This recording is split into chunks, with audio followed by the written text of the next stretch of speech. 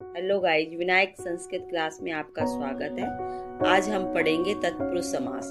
तत्पुरुष समास में उत्तर पद की प्रधानता होती है और कारक विभक्तियों के अनुसार या उसके आधार पर द्वितीया से लेकर सप्तमी विभक्ति तक इनका नाम होता है। समस्त पद बनाने से पहले पूर्व पद में जो विभक्ति आई है उसका लोप होता है और उसी के अनुसार उस तत्पुरुष समास का नाम होता है। जैसे यदि किसी पद में द्वितीया विभक्ति का लोप हुआ तो उसे हम कहेंगे द्वितीया तत्पुरुष समास। ऐसे ही तृतीया तत्पुरुष समास, चतुर्थी तत्पुरुष समास, पंचमी तत्पुरुष समास, षष्ठी तत्पुरुष समास और सप्तमी तत्पुरुष समास के भेद माने जाते हैं।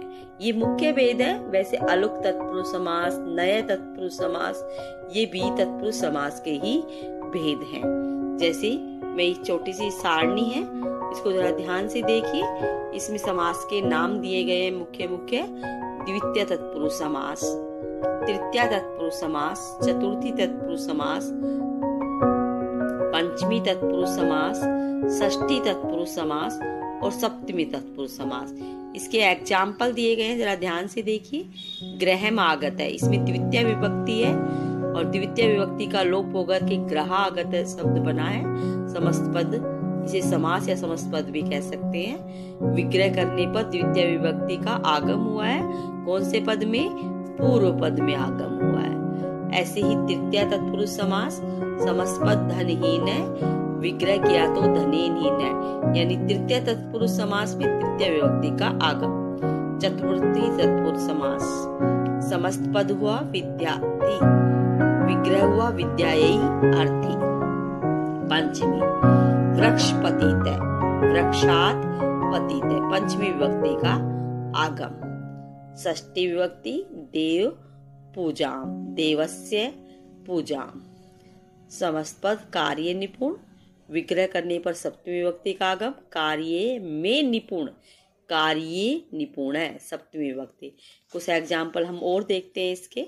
देखिए, स राजपुत्र अस्ति, वह राजा का पुत्र है, राजा का, षष्ठी विभक्ति, यानी जब हम इसका विग्रह करेंगे तो शब्द बनेगा राज्ञ पुत्र। क्या बनेगा?